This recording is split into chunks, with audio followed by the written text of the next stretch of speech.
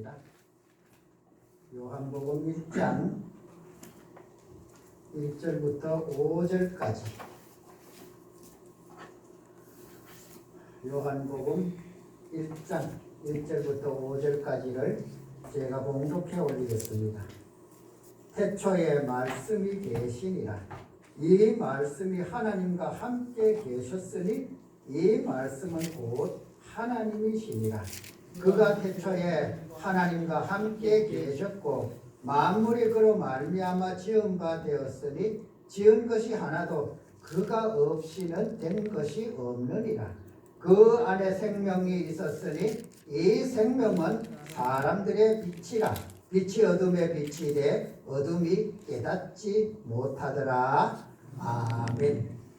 이 시간 할렐루야 찬양 새해 첫 번째 주일에 우리 하나님의 은혜 속에서 한 해를 시작하며 그 한 해의 기쁨을 함께 나누어 갈 수 있는 그런 은혜 주시는 하나님께 우리 감사함으로 또 그리고 하나님이 우리에게 복 주시마 약속하신 그 말씀이 우리 가정과 우리 삶에 그대로 이루어질 것을 믿고 바라보면서 우리 앞뒤 좌우로 축복의 인사합니다. 하나님이 복 주십니다. 하나님이 복 주실 줄 믿습니다.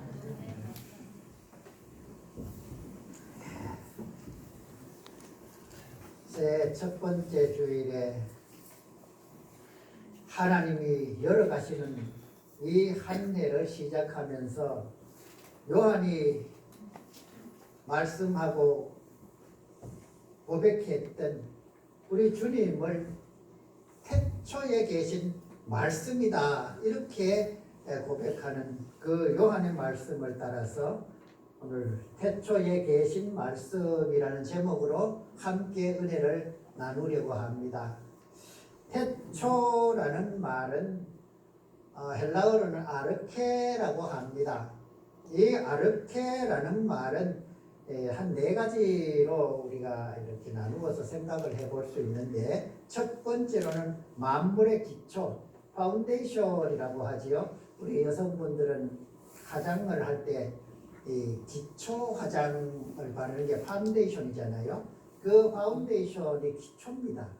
이 태초라는 말의 첫 번째 의미가 기초, 만물의 기초, 그것도 이 세상의 모든 것에 기초라는 말로 그 태초, 아르케라고 이렇게 하고 있고, 두 번째로는 모든 사물의 핵심적인 그 핵심, 그러니까 그 중심이 되는 이것을 가지고 또 태초라는 그런 말로 생각을 했습니다.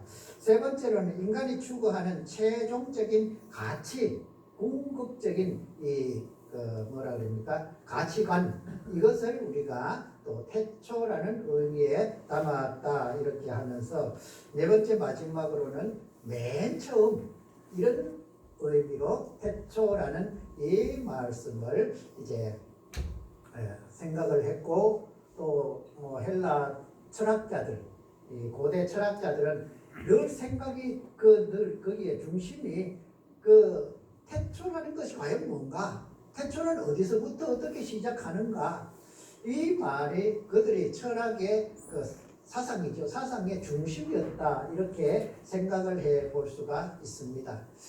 요한이 말한 이 태초, 태초라는 말은 바로 이 아르케라는 것이 우리 인간이 생각하는 이 범위에서는 생각이 안 되는 거예요. 사실은 우리 인간의 생각은 한계가 있잖아요.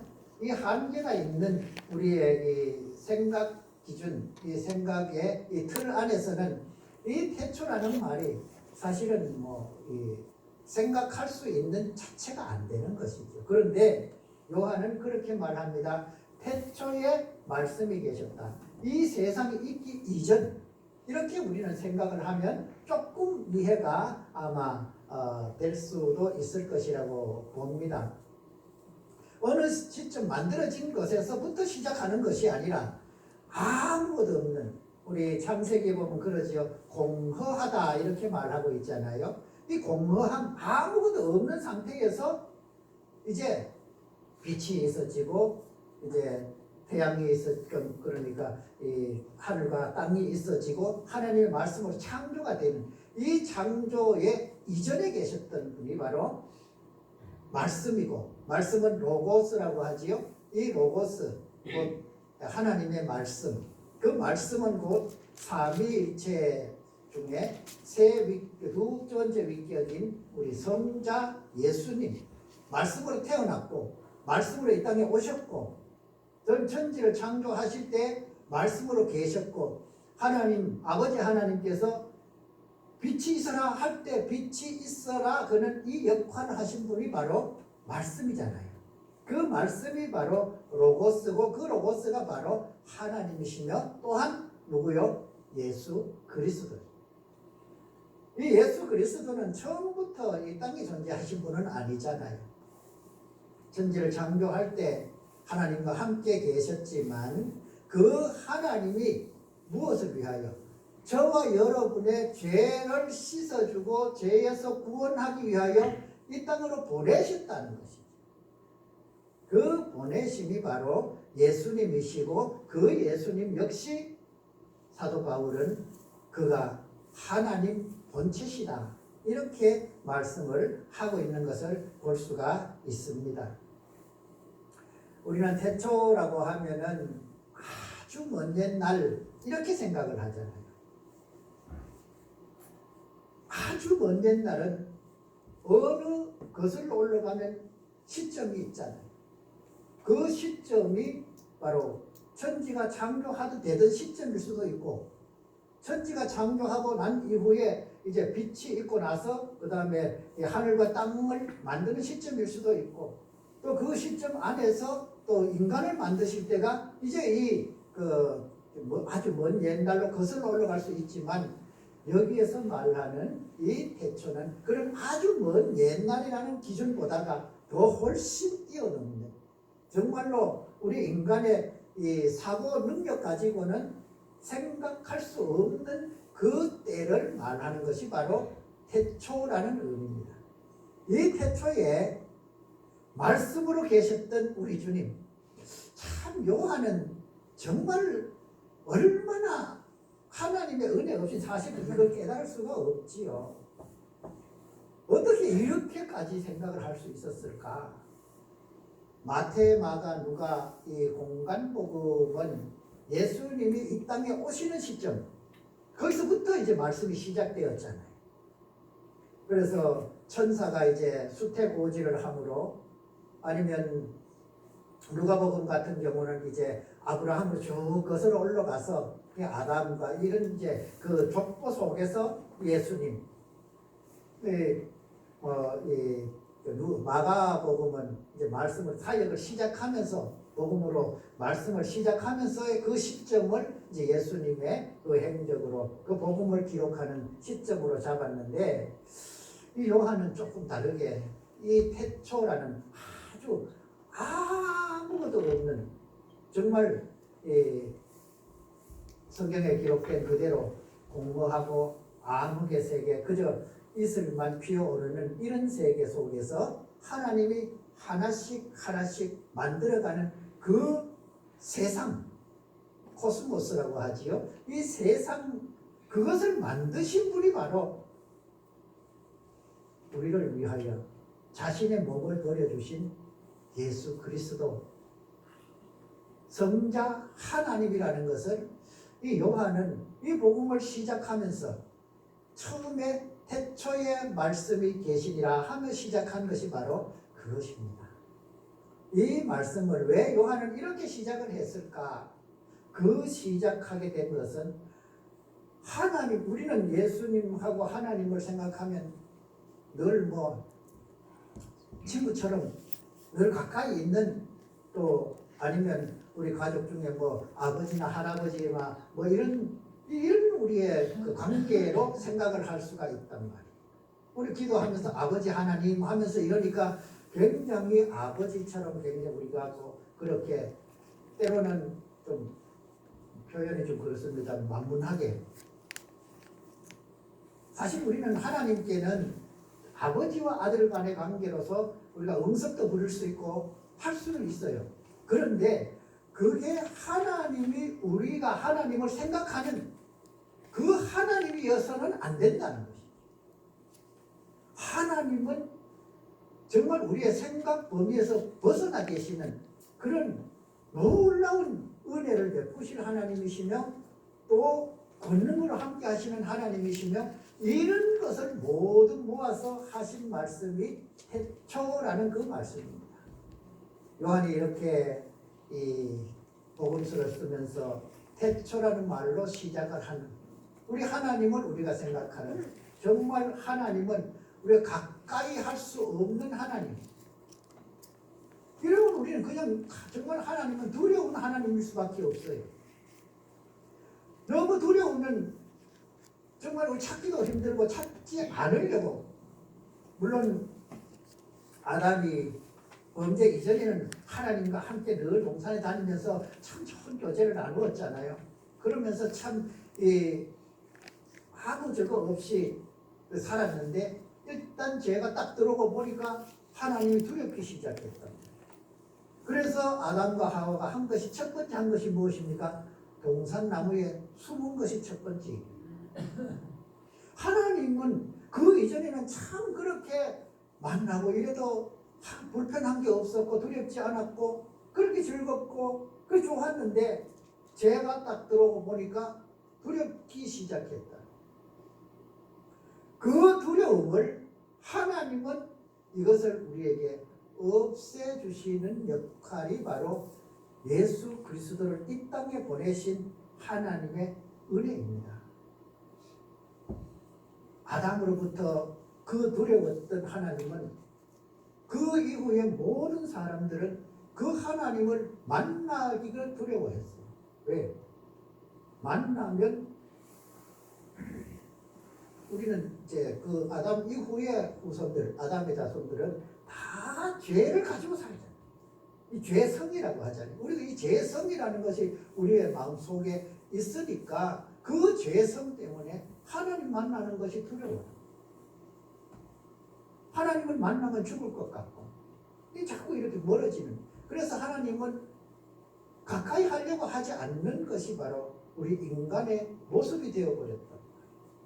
이런 인간을 하나님 앞으로 가까이 불러주신 것이 바로 예수님이 이 땅에 오셔서 무엇을요? 우리 안에 있는 죄성을 빼주시는 거예요. 우리 안에 있는 죄성이 없으면 그 다음에 하나님을 만나면 어떻게 되겠어요?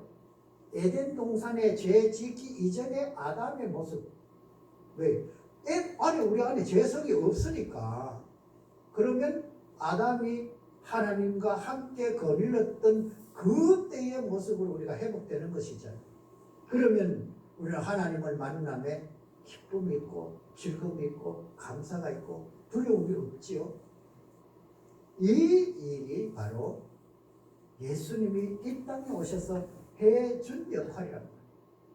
궁극적으로는 이제 그 죄성을 빼버린 우리 인간이 구원의 역사지요. 이 땅에서도 하나님과 함께 그리고 이 땅을 떠나서는 영원히 하나님과 함께. 이게 이제 이 땅에 우리 예수님이 보내주신 하나님의 목적이고 예수님이 이 땅에 오셔서 이루어주신 하나님의 그 일인 것을 우리가 생각을 해볼 수가 있습니다.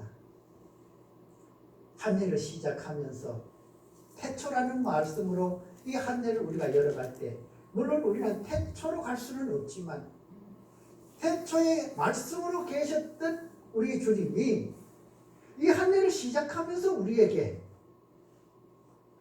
은혜를 베풀어 주시고 생명의 길로 인도해 주시며 그 하나님의 그 품속으로 우리를 이끌어 주실 터인데 우리는 그 주님, 그 하나님을 어떻게 바라볼 것인가?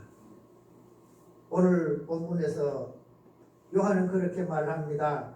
4절에 보면 그러죠. 그 안에 생명이 있었으니 이 생명은 사람들의 빛이라. 이 빛이라는 것이 참 얼마나 중요한 역할도 하지만 우리에게는 은혜와 축복인지 몰라요. 우리는 농사를 하기 때문에 물론 농사가 아니어도 빛이 없으면 사람은 생활할 수가 없습니다. 특히 태양빛은 모든 생물이 자라나게 하고 또 그것을 열매고 이렇게 연구를 갈 수 있도록 우리는 과학적으로 그것을 탄소 동화 작용이라고 하지요. 이런 작용들을 해서 그 모든 것이 열매가 이제 맺혀지고 성장하고 살아갈 수 있도록 그렇게 하는 것이 바로 빛의 역할이잖아요. 물론 빛만 있어서 되는 것은 아니지만 아무리 물이 있고 온도가 맞아도 빛 없으면은 안 돼요. 우리 그건 잘 알잖아요. 농사를 하기 때문에 우리 잘 알잖아요. 이런 것처럼 빛을 우리에게 보내주신 분이 하나님이죠. 그 하나님은 2022년을 시작하는 우리에게는 늘 함께 하시겠다는 거예요. 빛이라는 것은 그렇잖아요. 어느 한 순간 어느 한때 이때만 쭉 비춰져 버리고 다음에는 좀 닫아버리고 이러면 정말 무엇을 할 수 있겠어요? 이 남극과 북극의 극지대가 있잖아요. 우리 그 나라의 탐험대들도 거기에서 연구를 하면서 하지 않습니까? 그런 데는 때로는 6개월이 밤이고 또 6개월이 계속 낮을 수 있어요. 여기 우리 뭐 이런 나라나 그 극지대 외에는 다 밤과 낮이 교차가 되지요. 6개월이 밤이고 6개월이 낮은 그 세계에서도 하나님의 역사는 역시 이루어지고 그렇지만 하나님이 보편적으로 우리에게 은혜 베풀어 주시는 것은 하루는 낮과 밤이 교차되도록 하나님이 인도해 주시는 거라고 말이죠. 이 하나님이 오늘 우리에게 약속하신 말씀들, 우리가 지난 송구 영신 예배 때 이제 말씀 카드를 한 장씩 다 뽑았어요. 송구 영신 때 못 오신 분들은 아마 뒤에 있으니까 들어오시면서 뽑았을 거예요. 이 말씀을 오늘 원래 하나님이 내게 주시는 은혜의 말씀이라는 생각을 가지고 우리가 그 말씀을 하나님이 어떻게 이끌어 가시는가, 오늘 이 말씀 중에서 태초에 계셨던 우리 주님, 말씀으로 계셨던 우리 주님이 내게 이 한해를 이끌어 가실 때 이와 같은 은혜 베풀어 주실 것이라는 그 믿음 가지고 우리가 하나님의 은혜로 그 축복을 받아 살아가는 이 한 해가 되기를 원합니다. 그래서 우리는 태초에 계셨던 말씀으로의 하나님, 그리고 그 하나님과 함께 천지를 창조하신 아버지 하나님, 그 하나님이 우리에게 늘 좋은 길 가기를 원하십니다. 아버지는 그렇잖아요. 좋은 것 주시기를 원하시는 분이 아버지라고 성경은 그렇게 말씀하고 있잖아요. 예수님도 그렇게 말씀했잖아요. 아버지가 아들에게 좋은 것 주기를 원하는데 하물며 그 불의한 정말 아버지로 참 존경받지 못하는 그 아버지도 어찌 아들이 생선을 달라 하는데 뱀을 주겠느냐 이러면서 말씀하신 우리 주님의 그 말씀이잖아요. 하물며 하나님 아버지가 우리를 왜 더 좋은 것을 안 주시겠느냐. 그렇습니다. 하나님은 우리에게 좋은 것 주시기를 원하시는 하나님. 우리는 그저 두려운 하나님이 아니라 내게 좋은 것 주시기를 원하시는 하나님, 내가 정말 생명의 길 가기를 원하시고 내가 열매 맺는 삶을 살기를 원하시는 하나님. 하나님이 원하시면 뭘 하시겠어요? 그 다음에는 주시지요. 주시는 것을 우리는 받아서 누리면 됩니다. 2022년 이 한 해는 우리 하나님이 주시는 그 은혜의 축복을 모두 받아 누리는 우리 삶과 우리 가정과 또 우리 교회가 되기를 축복합니다. 기도하겠습니다. 태초에 계셨던 말씀으로 우리에게 오셔서 우리의 모든 죄짐을 벗겨주시고 우리를 생명의 길로 가게 하신 빛이신 우리 주님, 오늘도 그 빛 비추어 주시고 우리가 영생의 길 가매 길 잃어버리지 않도록 도와주시며 이 한 해 살아갈 때 필요에 따라 넉넉하게 채워주셔서 하나님이 주시는 복을 이웃들에게 나누어가는 우리 교회와 우리 가정과 우리 삶이 되게 하여 주시옵소서. 예수님의 이름으로 기도드리옵나이다. 아멘.